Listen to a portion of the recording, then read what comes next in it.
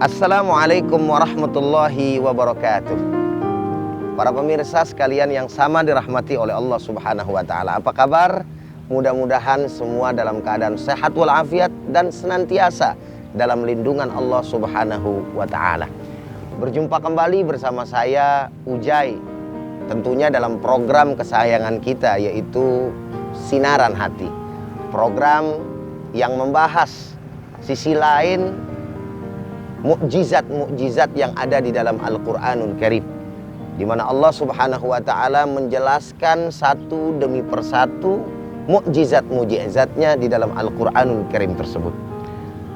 Oleh karenanya pada kesempatan kali ini kita akan membahas salah satu dari mukjizat-mukjizat yang terdapat di dalam Al-Quranul Karim. Apakah mukjizat tersebut? Tidak lain dan tidak bukan adalah bagaimana Allah Subhanahu wa taala menciptakan ciptaannya yang bernama air. Kali ini kita akan membahas tentang rahasia air yang ada di dalam Al-Quranul Karim, yang merupakan bagian daripada mukjizat Allah Subhanahu wa taala yang diturunkan di atas permukaan dunia ini, saudara. Air merupakan salah satu sumber daripada kehidupan, sebagaimana yang sama kita ketahui. Para pemirsa juga sangat-sangat paham bahwa ketika tidak ada air di alam dunia ini, maka sebahagian besar daripada makhluk hidup mereka tidak akan pernah mampu untuk bertahan hidup.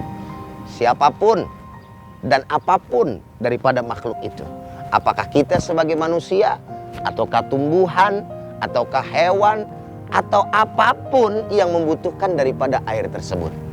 Oleh karenanya air merupakan salah satu ciptaan Allah Subhanahu wa taala yang sangat-sangat luar biasa untuk maslahat makhluk hidup yang ada di alam dunia ini. Oleh karenanya sebelum kita lanjutkan pembahasan kita, ada baiknya kita menyaksikan VT berikut ini.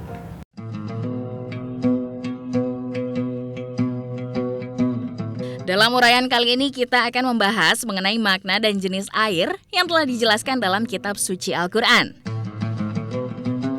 Dalam Al-Quran, air dikelompokkan berdasarkan kadar kejernihannya, yaitu Al-Ma'al Muktir, yaitu air hujan, dan Al-Ma'al Tahur, yaitu air yang membersihkan. Para ilmuwan menemukan bahwa air yang kita konsumsi sehari-hari mengandung banyak materi dan kehidupan. Segelas air yang kita sangka jernih, ternyata di dalamnya terdapat multi kehidupan yang sangat kecil seperti bakteri, virus, serta zat-zat kimia seperti besi, tembaga, aluminium, sodium, magnesium, kalium, dan zat-zat lainnya seperti karbon dan debu. Zat-zat inilah yang terdapat dalam air yang kita sebut jernih dan sering kita temukan sehari-hari. Para ilmuwan juga mengatakan bahwa tetesan-tetesan air hasil penyulingan yang paling baik di dunia adalah air hujan. Sebelum air tersebut jatuh ke bumi dan tercemar oleh kotoran-kotoran yang ada di udara. Air hujan menjadi air pembersih dan pembasmi kotoran terbaik, yang juga mensterilkan bumi yang tercemar. Maha benar Allah Subhanahu wa taala dengan segala firman-Nya yang disampaikan dalam Al-Quran, bahwa air yang turun dari langit adalah air yang amat bersih. Manfaat air hujan lainnya adalah dapat mengangkat segala kotoran yang terdapat pada kulit tubuh manusia, bahkan dapat membasmi kuman penyakit. Maka, air yang kita konsumsi sehari-hari belum tentu baik untuk kita, namun air hujan yang sering kita hindari mempunyai manfaat dan khasiat yang baik bagi kehidupan.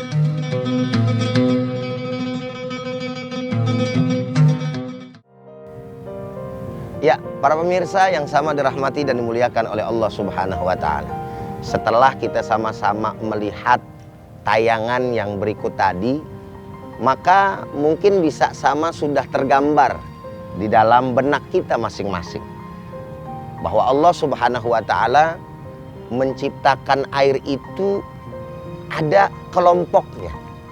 Yang pertama, Allah Subhanahu wa taala menyampaikan di dalam Al-Quranul Karim bahwa pembagian atau kelompok dari air yang Allah Subhanahu wa taala ciptakan yaitu Ma'ul Muqtir. Sebagaimana yang disampaikan oleh Allah Subhanahu wa taala di dalam Al-Qur'anul Karim, yaitu surat Al-Furqan ayat 48, di mana Allah Subhanahu wa taala menciptakan, menyampaikan, maksud saya, faqala ta'ala wa huwallazi arsala ar-riyaha bushran baina yaday rahmatihi wa anzalna minas sama'i ma'an tahura. Shadaqallahul azim. Bahwa Allah Subhanahu wa taala berfirman, yang artinya dialah yang meniupkan angin sebagai pembawa kabar gembira dekat sebelum kedatangan rahmatnya. Artinya maksudnya yang diturunkan oleh Allah yaitu air hujan. Dan kami turunkan dari langit, kata Allah Subhanahu wa taala, air yang amat bersih.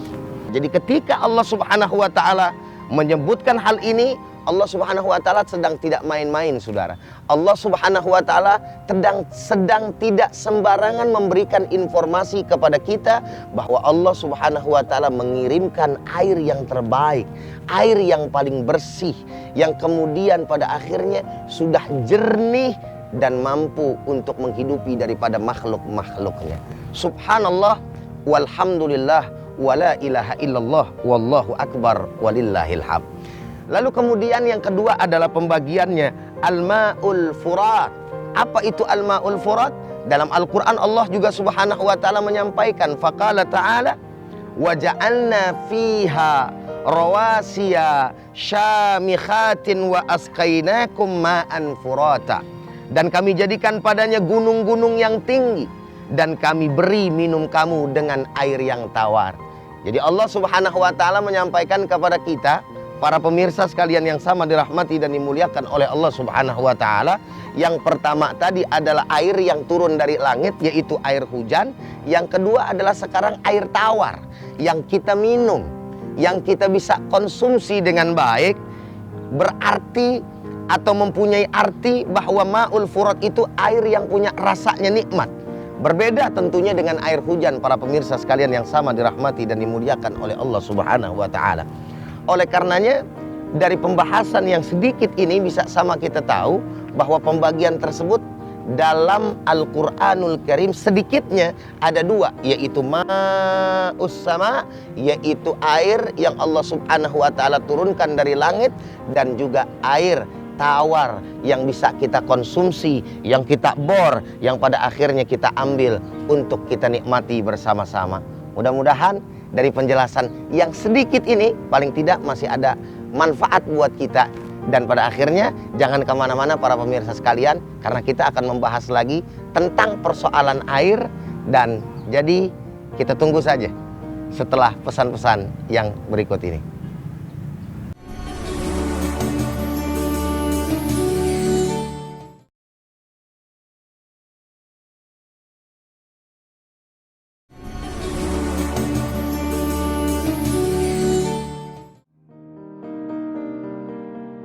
Pemirsa, kembali lagi bersama saya Ujai dalam acara kesayangan kita, yaitu Sinaran Hati. Kita akan melanjutkan pembahasan kita tadi. Hanya saja sekarang Ujai akan membahas tentang air yang tawar. Para pemirsa mungkin sudah sangat memahami dan menyadari bahwa air tawar itu biasanya kita dapatkan di daratan. Artinya ada di sungai, air pegunungan, lalu kemudian juga yang kita bor dengan mesin air kita, lalu kemudian mengeluarkan air tawar tersebut. Air yang nikmat, air yang bisa kita konsumsi untuk kesehatan kita sehari-hari, para pemirsa sekalian. Akan tetapi tahu nggak kita, ternyata subhanallah, air tawar tersebut ada di dalam lautan, para pemirsa. Bayangkan air ketemu air, tapi misah, para pemirsa sekalian. Subhanallah. Itulah kekuasaan Allah Subhanahu wa ta'ala. Bagaimana informasinya?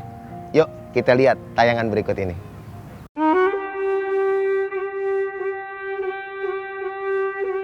Al-Quran Surat Ar-Rahman ayat 19-20. Allah Subhanahu wa ta'ala menyampaikan, Dia membiarkan dua laut mengalir yang kemudian keduanya bertemu. Di antara keduanya ada batas yang tidak boleh dilampaui masing-masing.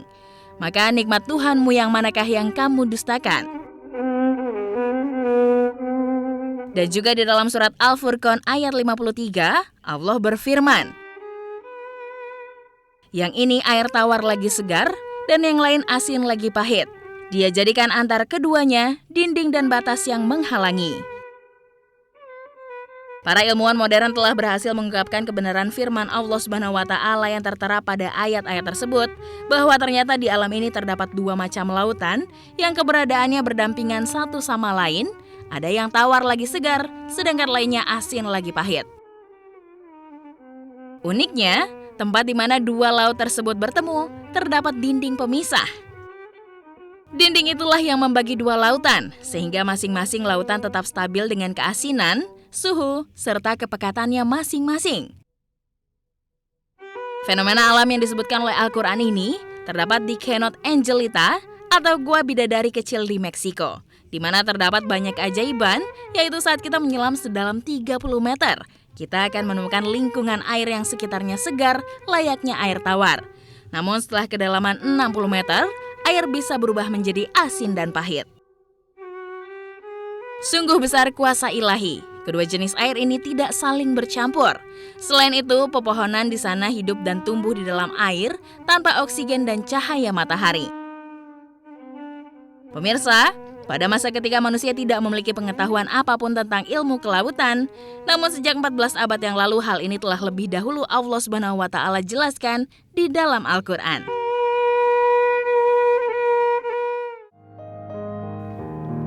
Ya, para pemirsa, baru saja sama kita saksikan tadi informasi yang begitu luar biasa untuk pengetahuan kita saat ini. Di mana sebagaimana yang tadi saya sampaikan, benar toh, ada air tawar di dalam air asin. Ada sungai di dalam lautan. Lautan tuh biasanya kan asin para pemirsa. Tapi ada air tawarnya. Lalu bagaimana sih penjelasannya sebetulnya? Apakah itu telah dijelaskan oleh Allah Subhanahu wa Ta'ala di dalam Al-Quran? Ternyata pada 14 abad yang lalu sebelum para ilmuwan menemukan, daripada kenyataan itu Allah telah menyampaikan kepada kita para pemirsa sekalian. Subhanallah. Di mana? Yaitu di dalam salah satunya surat Al-Furqan ayat 53, di mana Allah Subhanahu wa Ta'ala menyampaikan wa huwallazi marajal bahrain. Dan dialah, yaitu Allah Subhanahu wa Ta'ala, yang membiarkan dua laut, yaitu mengalir berdampingan. Apa kata Allah dalam ayat selanjutnya? Hadza adzbun furatun, ini ada air yang tawar. Lalu kemudian wa hadza milhun ujaj, dan juga ada air yang asin. Tadi ada air tawar lagi segar, dan kemudian ada air asin lagi pahit. Wa ja'ala bainahuma barzakhaw wa hijran mahjura. Dan Allah Subhanahu wa Ta'ala kemudian menambahkan lagi, dan dia jadikan antara keduanya dinding dan batas yang menghalangi. Lalu di dalam ayat yang lain yang serupa, yaitu ayat yang sering kita baca atau mungkin sering kita dengar para pemirsa sekalian, surat Ar-Rahman. Allah Subhanahu wa Ta'ala menyampaikan marajal bahraini yaltaqiyan. Dia membiarkan dua lautan mengalir, yang keduanya kemudian bertemu. Bainahuma barzakhul la yabghiyan, antara keduanya ada batas yang tidak bisa dilampaui masing-masing. Fabi ayyi ala'i rabbikuma tukadziban, maka nikmat Tuhanmu yang manakah yang engkau mau dustakan? Subhanallah walhamdulillah wala ilaha illallah wallahu akbar. Para pemirsa, di sini Allah Subhanahu wa Ta'ala sudah informasikan dari jauh-jauh hari bahwa ternyata memang ada dua pertemuan antara air yang tawar dengan air yang asin para pemirsa. Itu ada dan bisa kita saksikan di tayangan-tayangan sebagaimana tadi, bahkan juga kalau misalkan bisa lihat videonya para pemirsa sekalian, dan itu merupakan sebuah kenyataan. Dan ini membuktikan mukjizat tentang Al-Quranul Karim tentang air. Kalau kita bicara dinding, Allah Subhanahu wa Ta'ala tadi sampaikan dinding, saudara. Dinding macam apa sebetulnya? terlepas daripada masuk atau tidaknya dalam logika kita, terlepas ada penjelasan secara ilmiah atau tidak, maka yang menjadi persoalan bagi kita sebagai orang-orang yang beriman harus mempercayai. Dan memang pada nyatanya sedemikian rupa. Subhanallah, walhamdulillah, wala ilaha illallah, Allahu akbar. Padahal kalau kita lihat nyatu para pemirsa sekalian, ini air tawar, ini air asin di atas itu, di atas. Jadi ayat ini membicarakan baik yang di atas maupun yang di bawah para pemirsa.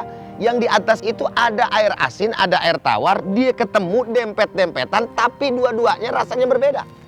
Bahkan yang lebih hebat lagi, di dalam dasar laut, informasi itu saya dapatkan dan bisa kita dapatkan di daerah lautan Meksiko. Ada seseorang penyelam yang kemudian menyelam ke dasar lautan dan ternyata di sana terdapat air sungai di dalam air. Subhanallah, walhamdulillah, wala ilaha illallah, wallahu akbar. Itulah apa yang memang disampaikan oleh Allah Subhanahu wa taala kepada kita, dan pada faktanya benar-benar kita temui, dan kenyataannya kita benar-benar bisa menyaksikan dan melihatnya. Sekali lagi kita sama sampaikan, subhanallah, walhamdulillah, wala ilaha illallah, wallahu akbar. Ini penjelasan sedikit saudara. Insya Allah para pemirsa kita akan lanjutkan lagi setelah pesan-pesan yang berikut ini.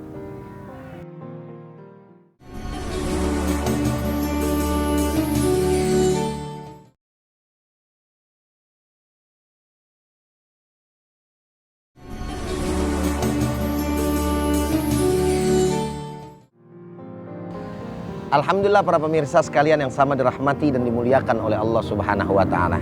Kita kembali dalam program kesayangan kita, Sinaran Hati. Kali ini kita akan melanjutkan tentang pembahasan air, di mana segmen terakhir ini kita akan membahas tentang air yang sangat mulia, air yang sangat dicari-cari oleh seluruh umat manusia yang beriman kepada Allah Subhanahu wa taala. Apakah air itu? Tidak lain dan tidak bukan adalah air Zam-Zam. Air Zam-Zam itu para pemirsa adalah air yang sabab musababnya ditemukan oleh dua insan yang dimuliakan oleh yang maha mulia, Siti Hajar dan anak beliau yang bernama Nabiullah Ismail alaihi salatu wassalam. Saat itu beliau sedang mencari air di gurun pasir yang sangat panas. Dari sofa ke marwah, sofa ke marwah, sofa ke marwah tidak ditemukan. Tapi pada akhirnya kemudian kembali ke tempat asal di mana awal beliau berada bersama anaknya. Dan kala itu Nabi Allah Ismail menghentakkan kakinya. Dan keluarlah dari situ sumber air. Dan saat itu Siti Hajar berkata, "Zummi, zummi, berkumpullah, berkumpullah." Dan dikenal dengan namanya air Zam-Zam. Bagaimana informasinya? Kita saksikan tayangan yang berikut ini.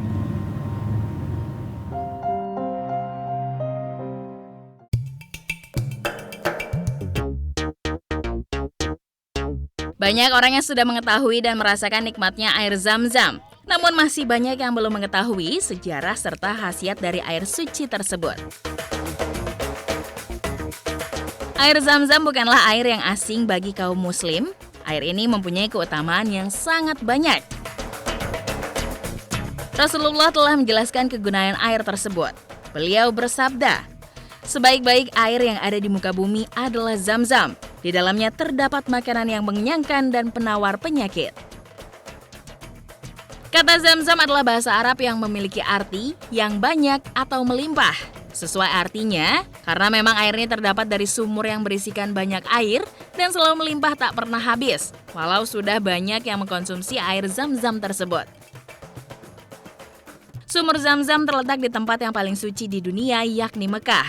Sumur yang memiliki kedalaman 42 meter ini ditemukan oleh istri Nabi Ibrahim, Siti Hajar dan anaknya Nabi Ismail. Menurut sejarah, Siti Hajar yang sedang bersama putranya Nabi Ismail berada di antara Bukit Safa dan Marwah guna mencari air untuk diminum. Namun dengan tak sengaja Nabi Ismail yang saat itu masih bayi menghentakkan kakinya ke tanah dan saat itu juga muncul mata air yang suci dari tanah. Sejak saat itulah sumur Zam-Zam terus mengeluarkan air sucinya. Ditinjau dari sudut medis yang ilmiah, manfaat air Zam-Zam telah dijelaskan dan dibuktikan kebenaran khasiatnya. Air tersebut memiliki khasiat untuk menyembuhkan segala penyakit, terbukti dari kandungan yang terdapat dalam air Zam-Zam, yaitu zat fluorida yang merupakan zat anti kuman. Tak hanya itu, air ini juga memiliki 2 kandungan mineral, yaitu kalsium dan magnesium. 2 jenis mineral ini memiliki khasiat memberikan kesegaran pada tubuh, sehingga orang yang meminum saat lelah akan merasakan kesegaran yang luar biasa dan tubuhnya kembali pulih. Maka tak heran air ini sangat dicari banyak umat di dunia karena sangat bermanfaat bagi kesehatan dan kehidupan dalam beragama. Para pemirsa sekalian yang sama dirahmati dan dimuliakan oleh Allah Subhanahu wa taala. Setelah kita melihat tayangan tadi, maka betapa kita bisa menggambarkan bahwa Allah Subhanahu wa taala sangat luar biasa memberikan kenikmatannya kepada kita sebagai umat manusia, khususnya bagi mereka yang beriman kepada Allah. Salah satu nikmat yang diturunkan oleh Allah adalah air Zam-Zam itu. Oleh karenanya wajar kalau Nabi besar Muhammad SAW menyampaikan dalam salah satu sabdanya, yaitu hadis yang diriwayatkan oleh Ibnu Abbas radhiyallahu taala anhu. Beliau menyampaikan, sebaik-baiknya air yang ada di alam permukaan dunia ini adalah air Zam-Zam. Kenapa sedemikian rupa Nabi sampaikan? Karena di dalam air Zam-Zam itu terdapat makanan yang menyegarkan. Lalu kemudian karena di dalamnya terdapat penawar, terdapat obat yang menjadi penyembuh bagi seluruh macam penyakit. Subhanallah, walhamdulillah, wala ilaha illallah, wallahu akbar. Dan kesimpulannya, apapun yang kita niatkan ketika kita meminum air Zam-Zam, insya Allah akan dipenuhi oleh Allah Subhanahu wa ta'ala. Tapi ternyata para pemirsa, bukan hanya sebagai doa saja bahwasannya air Zam-Zam itu bisa menjadi makanan yang menyegarkan dan juga bisa menjadi obat untuk segala macam penyakit. Hal ini dibuktikan oleh salah seorang ilmuwan dari Jepang yang bernama Dr. Emoto. Pada saat beliau meneliti daripada kandungan air Zam-Zam tersebut, ternyata sangat luar biasa para pemirsa sekalian. Dan air Zam-Zam ini berbeda dengan air-air yang lainnya yang ada di seluruh dunia. Oleh karenanya, ternyata molekul-molekul yang ada di dalam air Zam-Zam itu mampu untuk memberikan kesembuhan dan menjadi obat bagi peminumnya. Maka wajar para pemirsa, sehingga dimanapun manusia berada, mereka semua nyari air Zam-Zam.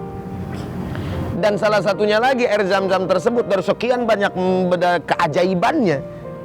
Kalau misalkan kita temui air-air di mana-mana itu tempatnya para pemirsa, itu pasti ada lumutnya.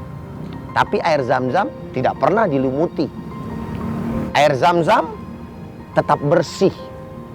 Dan penemuan yang beliau sampaikan kembali adalah kenapa kemudian air Zam-Zam tersebut juga menjadi obat penawar. Karena sifat air ketika dia itu didoakan atau bahkan dikatakan yang baik-baik, maka molekulnya akan berubah baik. Dan bayangkan para pemirsa, di seluruh dunia orang yang pergi haji berdoa. Dari doa-doa mereka semua terkumpul, disitulah kemudian menjadikan air Zam-Zam sebagai air yang mulia. Sepertinya tidak cukup waktu para pemirsa kalau seandainya kita menceritakan bagaimana kemuliaan yang Allah Subhanahu wa ta'ala berikan pada air Zam-Zam. Intinya air Zam-Zam adalah air yang mulia. Air Zam-Zam adalah air yang Allah Subhanahu wa ta'ala berikan kepada kita sebagai makhluknya. Dan dari keseluruhan apa yang saya sampaikan pada kesempatan hari ini, itulah bagaimana Allah Subhanahu wa ta'ala menjelaskan tentang macam-macam air. Air yang ada di lautan, air yang turun dari hujan, air yang asin, air yang tawar, macam-macam air, termasuk yang terakhir yang kita bahas adalah air Zam-Zam. Kesemuanya itu merupakan nikmat yang diberikan oleh Allah Subhanahu wa taala kepada kita, sehingga wajar Allah Subhanahu wa taala menyampaikan fabi ayyi ala rabbikuma tukadziban. Maka nikmat Tuhanmu yang manakah yang engkau dustai? Para pemirsa, inilah yang bisa Ujai sampaikan pada kesempatan kali ini. Tetap saksikan selalu Sinaran Hati bersama saya, dan mudah-mudahan bisa menjadi hal yang bermanfaat. Ujai undur diri. Assalamualaikum warahmatullahi wabarakatuh.